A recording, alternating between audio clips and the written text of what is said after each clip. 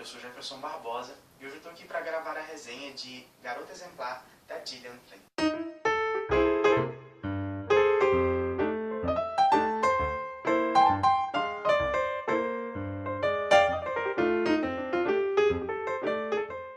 Gillian Flynn é norte-americana e nasceu em 1971, hoje estando com seus 43 anos. Antes de se tornar escritora de livros, ela era jornalista também e trabalhou 10 anos como crítica de cinema e TV para Entertainment Weekly. Ela já lançou 3 livros, o primeiro Na Própria Carne, que é lançado aqui no Brasil pela Roku.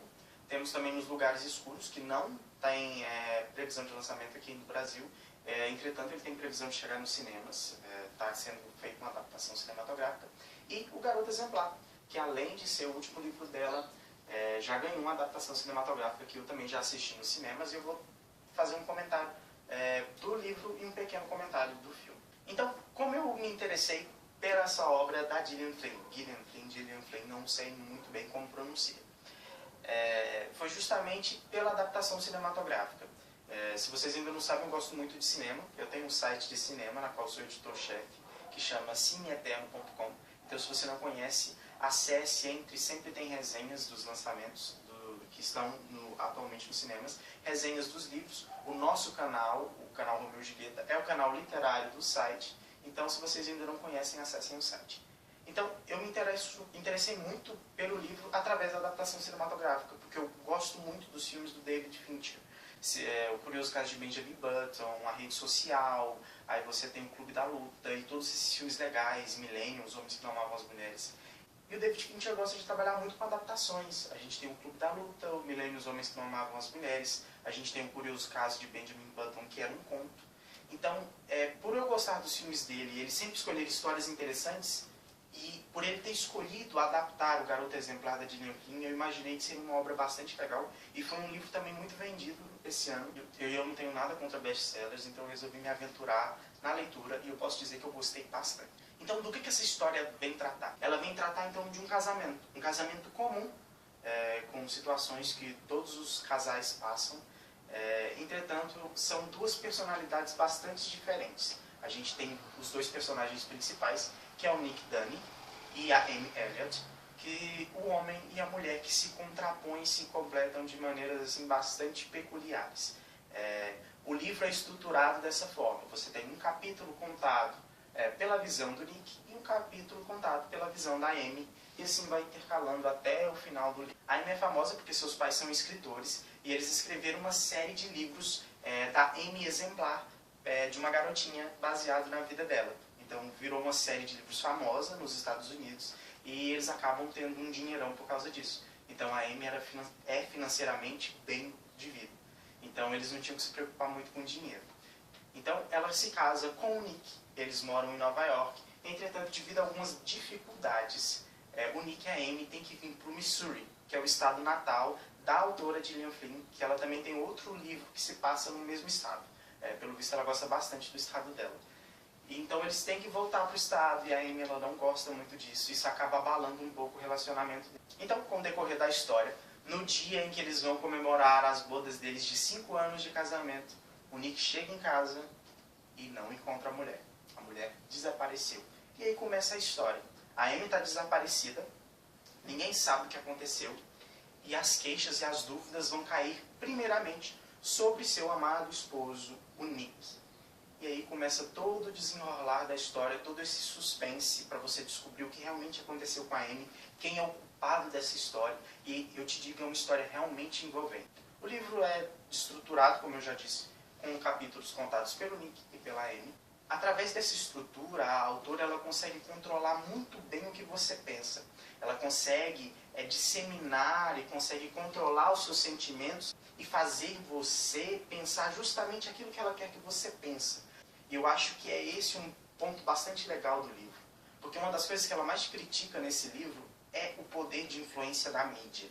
A mídia ela influencia muito as nossas decisões, a maneira como a gente enxerga as coisas, a maneira como a gente enxerga o culpado nessa história. E ela acaba mostrando para você que você também é influenciável. Porque ela consegue, através da narrativa dela, influenciar você da mesma forma que a mídia influenciou os personagens da história. Então eu acabei me sentindo culpado porque eu estava sendo influenciado pela autora propositalmente, da mesma forma que a mídia estava influenciando os personagens do livro. Então, ela mostra realmente o poder de convencimento dessa mídia opressora que a gente tem hoje. E eu achei uma coisa fantástica dela conseguir fazer isso de maneira sutil. E quando você percebe, você dá aquele risinho, nossa, não acredito que ela fez isso comigo. E o mais interessante dessa história é que não é uma história convencional. Aquela história de detetive, de suspense, que vai te arrastando até o final e você só vai saber quem é o culpado lá nas últimas 2 páginas. Não. Aqui você vai saber o certo da história na metade do livro. Você vai pensar, na metade. A gente vai descobrir a coisa na metade do livro e vai continuar se interessando pelo que está acontecendo? Sim. E aí que é uma das coisas mais interessantes que esse livro mostra. Não é um livro de suspense comum, básico, como eu já disse. Ele vai quebrar o segredo na metade do livro e mesmo assim ele vai continuar conseguindo manter você até o final da história. Uma coisa que eu achei interessante e criativa do livro é porque, nesse caso, a gente consegue enxergar e ver consequências que a gente não veria num livro de suspense comum. Por exemplo, quando a história acaba, o segredo é revelado, nas últimas páginas do livro, a gente não consegue acompanhar certas consequências, o que aconteceu depois.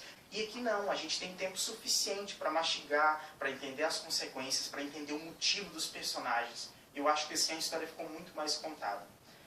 Não vou dizer que eu tive o mesmo interesse de 100% e 100% antes e depois da história. Eu acho que quando a gente quer saber o suspense, a gente fica assim 100% ávido por ler. Mas depois eu acho que manteve ali, digamos, 90%, 80% do interesse pela história. Os personagens são muito interessantes e, como eu já disse, a gente tem 2 personagens principais que contam a história em primeira pessoa. Estão ali conversando diretamente com você, como se uma hora você estivesse de frente com a Amy e uma hora você estivesse de frente com o Nick, eles ali conversando e debatendo com você. O interessante é que, diferente dos outros narradores que são oniscientes, onipresentes, e você pode confiar em tudo que eles falam, aqui não. É realmente uma situação de detetive. Você é o detetive da história e eu me senti numa posição bastante privilegiada e bastante desconfiada, porque você não pode acreditar em tudo que está escrito nessas páginas. Eles estão te contando, mas eles podem também estar te enganando. E é isso que eu achei algo fantástico. Você não pode ler isso daqui como se fosse a verdade absoluta, você tem que ler com desconfiança, porque a história realmente tem desconfiança. E aí você vai descobrindo os segredinhos e as mentiras desses personagens. E isso torna a história bastante real e é bastante agradável de ler. Você fica realmente pensando como que eu não percebi, como que eu não percebi isso, como que eu não reparei isso, como eu fui idiota. Todos os outros personagens, os personagens secundários, são interessantes. Alguns eu achei rasos e que ficaram perdidos no meio da história com o decorrer do tempo. Mas eu acho que é uma questão de privilegiar o decorrer da história.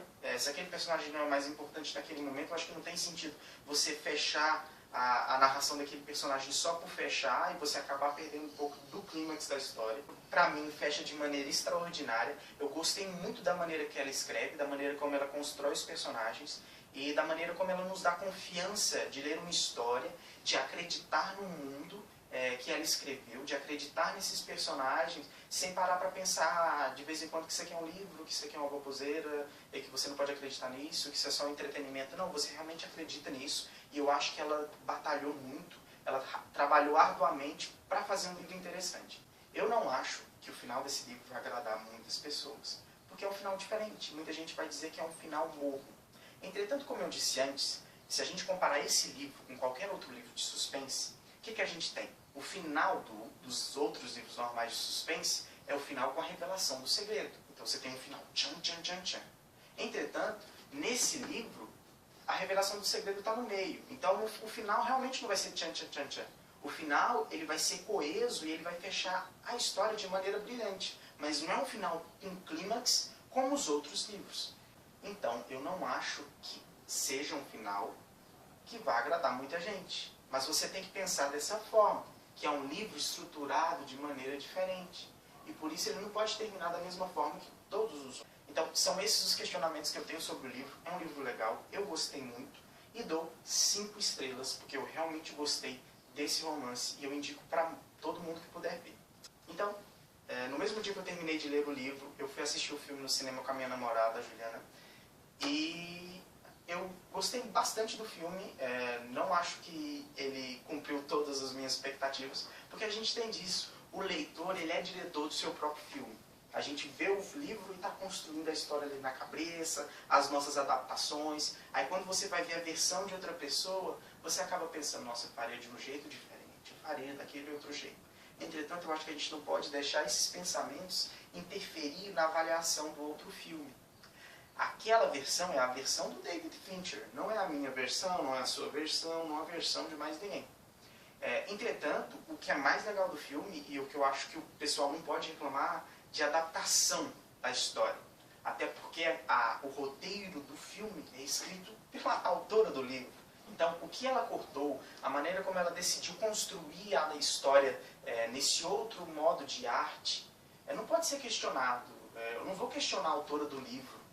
A história é dela. Então, se ela fez isso, se ela achou que isso é da melhor forma, eu acho que eu não posso questionar nesse sentido. E eu gostei bastante do que ela fez, em questão de roteiro. Até porque nesse caso é bem legal a gente ver a comparação entre esses dois modos de arte. São duas coisas totalmente diferentes. Então, realmente você tem que cortar personagens do livro para o filme, você tem que cortar parte das histórias do livro para o filme, porque não dá para contar tudo. E se você for falar tudo que está aqui no cinema, fica passado muito rápido, fica muito raso e superficial, e não é isso que o filme tem que ser. Aqui você tem mais detalhes do que lá. Entretanto, lá é mais visual, você consegue passar coisas que você não passaria aqui. E são duas experiências muito legais. Você tem um filme que constrói a tensão de forma correta, uma fotografia sensacional, a cena com a tempestade de açúcar é linda, linda, linda, linda. A trilha sonora, ela cria tensão, mas ela não rouba a cena. E isso é fundamental para um filme de suspense. A trilha sonora ela não tem que roubar a cena, a não ser quando isso é pensado pelo diretor. E eu acho que dessa forma a trilha sonora ela se encaixou de maneira legal, ela construiu a tensão, sem parecer que estava tocando uma música e que era a música que estava auxiliando você a ficar tenso e você ficar com suspense.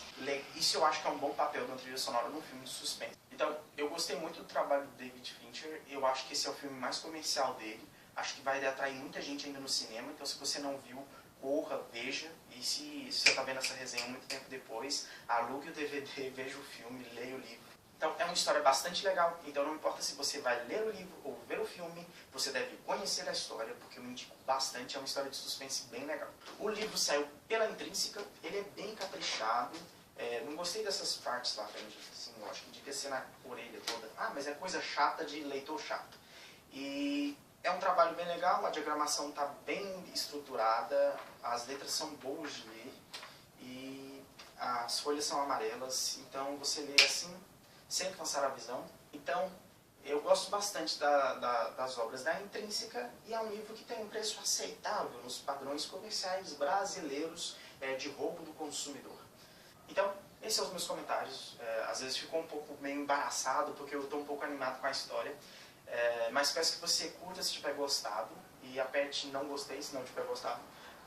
Comente, dê a sua opinião, compartilhe com seus colegas, com seus amigos, e nos ajude a divulgar o nosso canal para cada vez atingir mais pessoas e divulgar o nosso gosto pela literatura.